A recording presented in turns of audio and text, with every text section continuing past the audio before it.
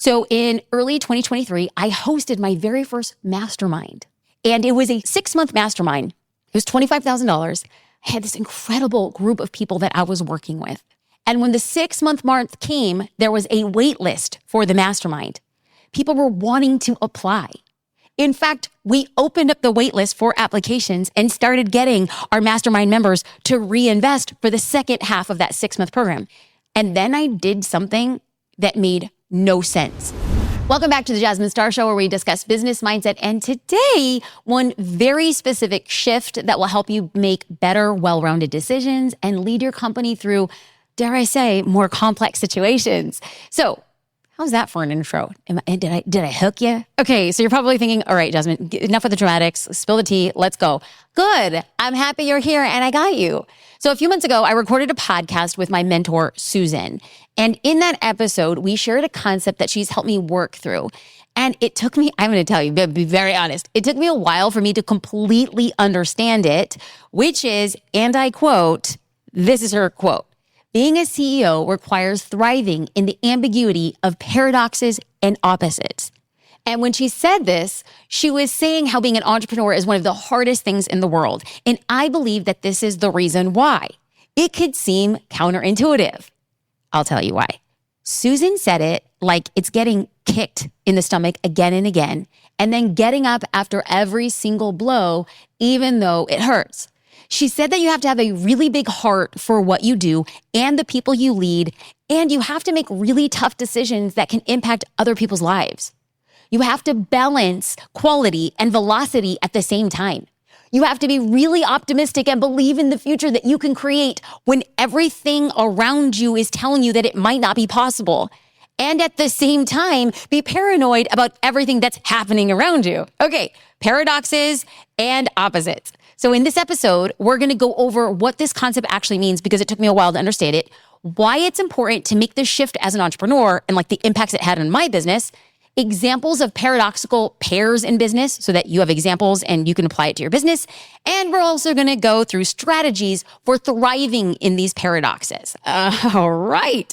So let's start with things first. What does it actually mean to thrive in ambiguity of paradoxes and opposites?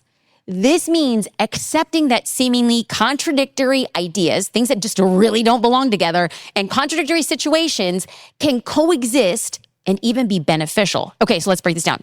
For example, creating a well thought out plan, but at the same time, remaining adaptable to changes or modifications. Cool? Let's keep going with this idea. We're going to start stringing this out because I'm telling you, this has had such an impact on my business in the last 2 years. It was not easy. It was simple. I just had to keep on reminding myself that two things that don't make sense can actually and should actually coexist. Now, this means that we're going to move away from either or mentality. You know, a lot of us are conditioned to say it's either this or that. And then we're going to lean towards having a both and perspective. This is like abundant. Both and. And then we're going to break this down. But first, let's define opposites. Okay, opposites, as you know, are contrasting concepts like strong and gentle, tall and short, good and bad. Paradoxes. Now, these are statements that seem contradictory, but they hold some truth, like the more you give, the more you receive. So thriving in the ambiguity of paradoxes and opposites boils down to just this. Clear-cut answers are usually not the answers. Instead of seeing things as competing, like innovation and stability, trying to see them as two sides of the same coin. Both can be valuable, and the key is figuring out how to make them work together for your business to succeed. The business world is hardly black and white. The most successful companies are the ones that can navigate the gray areas. So, how do we break free from this it's either this or that and embrace both and? Well, I want you to keep listening, but before we get there, let's talk about why this type of thinking will move you forward. Because you're like, if I'm going to change, tell me why. Great, I'm glad you asked. There are many reasons why it's beneficial for CEOs to make this shift, but I want to go over 5 of them. Number 1, you'll strengthen your decision making.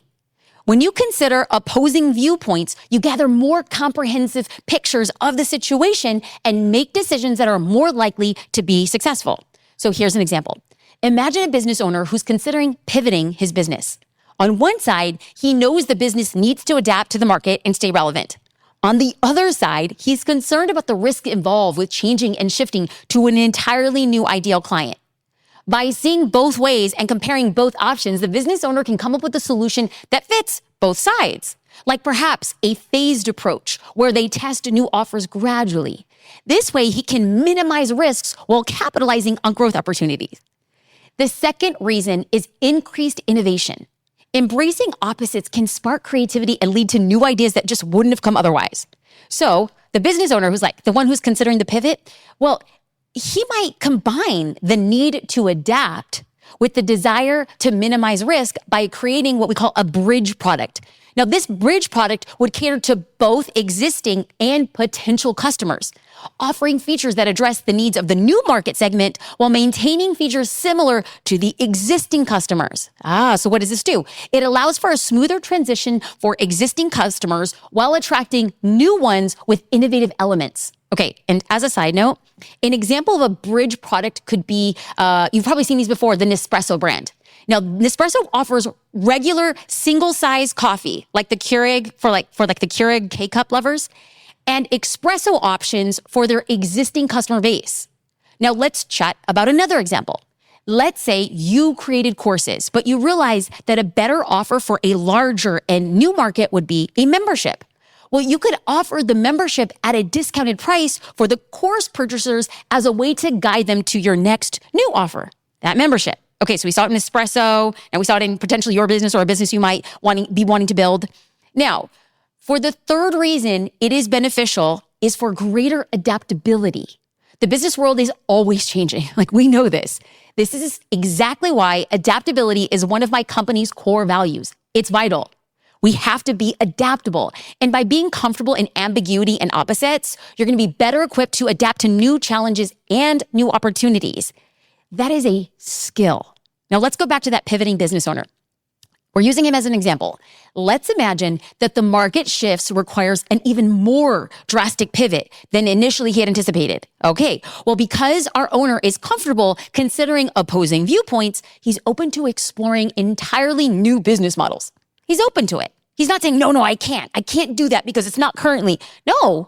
This adaptability allows him and his team to stay ahead and be successful no matter what. Now, the fourth reason is stronger relationships. In business, collaboration is really important. When you can understand and appreciate different perspectives, you can build stronger relationships with your team, your clients, your partners, whoever. I've said it once and I'm going to say it again. Relationships are the backbone of business. And you want to know what else?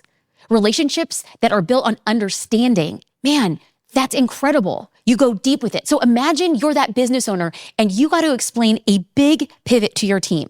Now, just imagine the team is naturally worried, or at the very least, they're wondering what this means for their jobs, right? That's where understanding different perspectives really comes in. By acknowledging their concerns and explaining how the pivot benefits them, you open up a two-way street of communication. Now, this transparency builds trust and it gets your team on board, making that transition really smooth for everybody. And by the end of the conversation, this is when you know that this is where the gangsters dwell. This is when you know I'm stepping into leadership. We can hope by embracing both sides and seeing that two sides of the coin actually exist, maybe your team can be excited and they feel like they're on the cusp of a huge opportunity. You can do that by embracing these paradoxes and opposites. Now, the same goes for your customers too. Some customers might be hesitant about the new direction, but if you can address their concerns directly and show how the pivot solves problems they might not even know they have, you can actually strengthen that relationship, and it shows that you care about their needs and that the pivot isn't just some random move. It's for the benefit of them. Let's pause here and I want to talk about an example. Social Curator started off as a membership. This meant we provided marketing resources for small business owners to build a brand and market it on business. We're basically like saying, get your post and find a way to get more customers, and we're going to teach you that process. Now, when we were just a membership, it was difficult because people went into the membership, they would download whatever resources that they needed, and then they would have to go on their social platforms and post it manually. A point of friction, which was stopping people from taking action, was like, I got to download, I got to upload, I got to find a different way to schedule and plan it. Well, we saw that friction point, and then we decided that we were going to take the membership and turn it into a SaaS offering, which meant we had to build our own tech stack so that we can integrate with the largest social platforms. Okay, so we knew that we had to create a membership that looked and felt the same, but actually had a subscription model component to it. We had to make changes. That is a pivot from our current customer base. Our members needed to be told, this is in your best interest. They had to be told there's going to be changes, but it's going to be easier for you now. There's going to be changes, but guess what? Nothing is changing by the cost of your membership. You're just going to get more and it's going to be easier. We had to convey that the pivot was in benefit for them. Okay, now let's get into point number 5. This helps you create a competitive advantage. By embracing opposites, you can create a unique market position. And this can be really valuable in industries where competition is really fierce. A perfect example to explain this point would be Apple. Okay, so Apple combined luxury with accessibility in the tech world. Now, you might be thinking, okay, Jasmine, Apple products are so expensive. Of course they can do that. And to that I say true.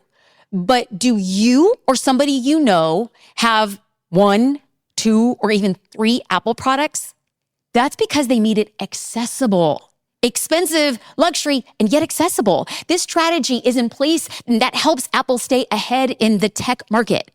Remember our business owner, the one that was making that big pivot? Okay, they balance staying true to their brand and bringing in fresh ideas. This creates a unique selling proposition, a fancy way of saying they carved out a special spot in the market. So think about it. Competitors who play it safe, sticking to that one approach, well, they get stale. They either cling to the old ways, losing customers to other more exciting options, or they copy everybody else and they blend into the background.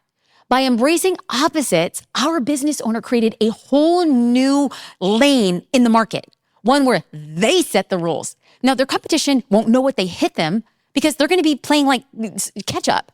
But our owner, on the other hand, well, him and his team, well, they're going to be ahead with a loyal customer base and a fresh approach that keeps attracting new people. That is the power of embracing opposites. So now that you have an idea of what this concept looks like, I want to share an example of a company that does this very well. You've probably heard of the outdoor apparel brand Patagonia. It's like fancy outdoor stuff. Well, I think they've done an incredible job at thriving in the ambiguity of opposites and paradoxes. And they've done this with purpose and profitability. If you're familiar with the brand, then you probably know that they are super into activism in the environmental world. And this is where purpose really comes in. They even donated 100% of their Black Friday sales to environmental causes like in a year because they were protecting endangered wildlife habitats, which is incredible. That is true purpose. But here's the kicker. They've also been hugely profitable. They haven't sacrificed making money to be good to the environment. In fact, their purpose has helped them become more profitable and vice versa. Their focus on sustainability, well, it really resonates with clients who are willing to pay a little bit more for high quality, long-lasting clothing. Well, some companies feel like, oh, well, we have to choose between philanthropy, which is their purpose, and we have to choose between profitability. Patagonia makes those opposing ideas work together. Okay, so let's be honest. That can feel a little bit uneasy, right? Like we're wired, we're trained. It's either or. It's good or bad, strong or weak, right or wrong. We crave clear-cut answers, especially as we're building a business. So I'm going to talk to you about an experience where I had this idea of something that seemed like it didn't make sense, but I was able to build and stand in my purpose as well as drive profitability. So in early 2023, I hosted my very first mastermind, and it was a 6-month mastermind. It was $25,000. I had this incredible group of people that I was working with. And when the 6-month mark came, there was a wait list for the mastermind. People were wanting to apply. In fact, we opened up the wait list for applications and started getting our mastermind members to reinvest for the second half of that 6-month program. And then I did something that made no sense, but I listened to my intuition. Something wasn't in alignment. So when we're listening to this paradox of opposites, I decided to close the mastermind to have space to build out a new offer that felt more in alignment with my goals. And something that every mastermind member needed. I said, listen, everybody in this mastermind needs to know this one thing. And we spent so much of our time in the mastermind discussing that one thing that if I had the second iteration of the mastermind and brought in a new group of people, there's a good chance that they would be talking about the same thing. Now, I decided to say, I'm not going to do a mastermind, and instead I'm going to create a live course. And then we launched it at the beginning of 2024, almost in response to saying, listen, every freaking business owner needs a thing. Y'all, like I would fall on a sword about your biggest launch ever. We did 8 weeks of live education, and my mind was blown by the things that people have been doing. So I took a break from the mastermind to create this course, and that didn't make sense because people are like, you're turning away a huge, massive revenue stream in your business. I'm like, I know, but I actually need space to build out my purpose and to build out more profitability. So the time I took building out the course, we launched the course, and the course was highly profitable for us. And here's the good thing. Now that we have the course, Your Biggest Launch Ever, out and about, it doesn't have to be either or. It could be both. Now, if I decide to host a mastermind in the future, well, my mastermind members are going to get access to the course so they can have more value and get more results. Okay, and as a side note, I'm not planning on launching a mastermind anytime. Well, I'm not going to say anytime soon. We have inner workings and we do have a wait list. So if you want more information regarding the mastermind, you can go to jasminestar.com/mastermind. But no, this is not a pitch for it. I'm just saying I took time off in a paradox that made no sense to understand it's two sides of a coin. I can create more value for more people by taking a step back, investing in my purpose, and finding a greater way to profitability. Yes, I meant. Okay, so here are 2 strategies to help you become aware when you're operating in that if-or mindset. Okay, if you're like, I can only choose one, well, there's a way to move out of that. Strategy number 1, do a both and brainstorm. So take seemingly 2 opposite concepts related to your business and see how you can combine them. For example, both high-end and affordable, traditional, modern, simple, complex. What kind of unique ideas can come from forcing this pairing? Now, to do this, just grab a piece of paper or a pen, or you can open a Google Doc. Now, pick 2 opposing concepts relevant to your current business, and then spend a few minutes brainstorming new ideas that somehow bridge those 2 extremes. Okay, so here's an example. We spoke in the early days of launching Social Curator when we didn't actually know what it was intended to be. It started off just as a membership for resources. And then over time, we started adding other classes, accountability pods, business coaching from myself, live training, other courses. And as we created more value on the inside of Social Curator, we decided to raise the price. So by raising the price, people were saying, wow, Social Curator is really expensive for a planning app. And what we decided to do is saying, are we expensive for a planning app, or are we really inexpensive in terms of a social media manager? So we had to change the narrative of, instead of saying either or, we could say both and. We can be in the high-end market and be affordable at the same time.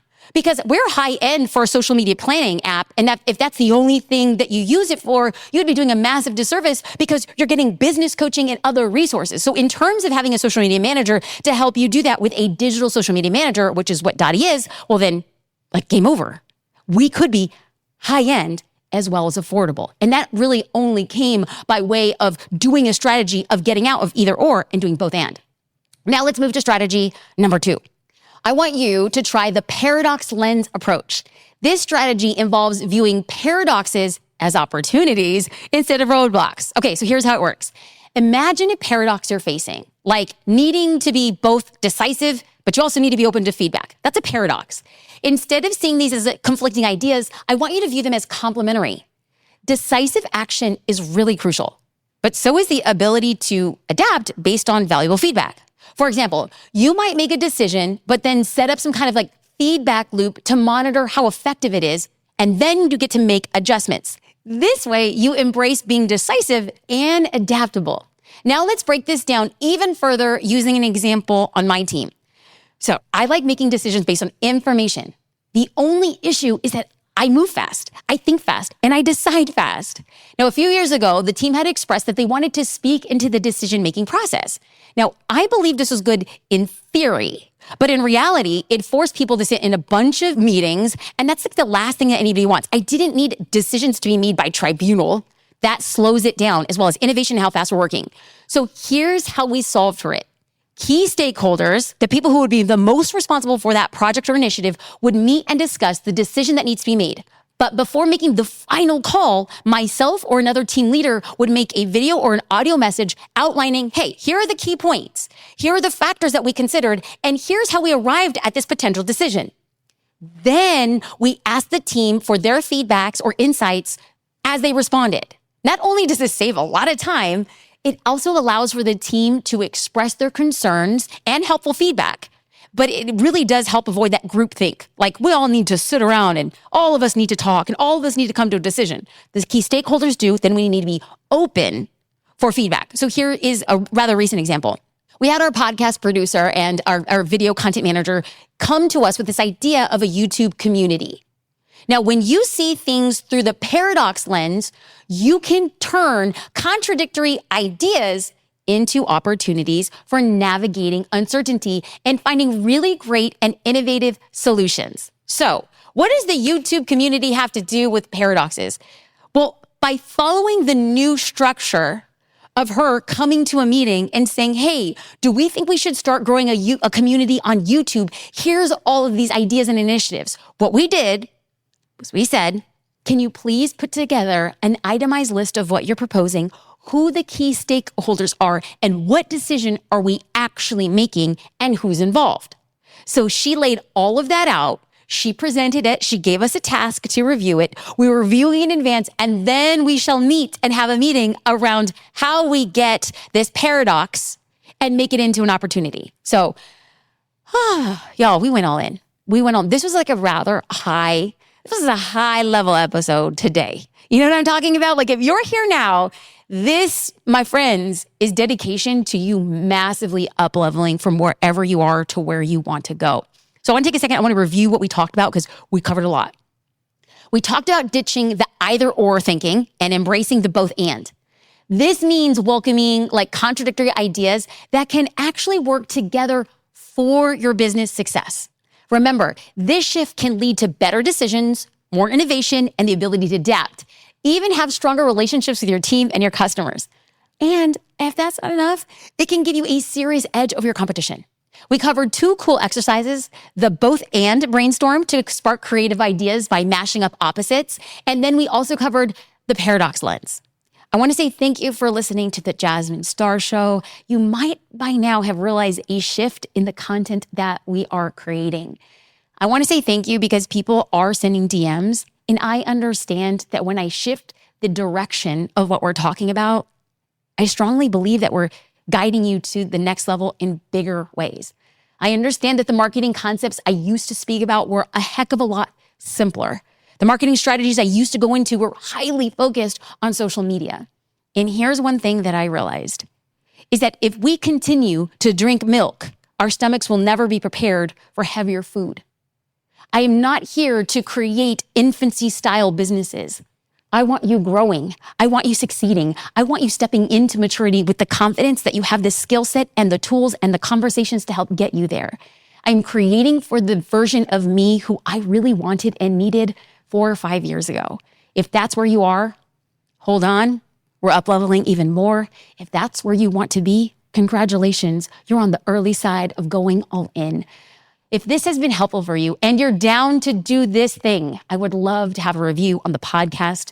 Also, if you are watching, engaging, out on the go, take a picture, post it to stories, and tag me. I personally reach out and say thank you. Sometimes I even send voice memos to say like, yo, thank you for being you, and thank you for listening to the podcast. It is an honor, it is a privilege, and it is a blessing to create these shows for you. Thank you for watching and listening to The Jasmine Star Show.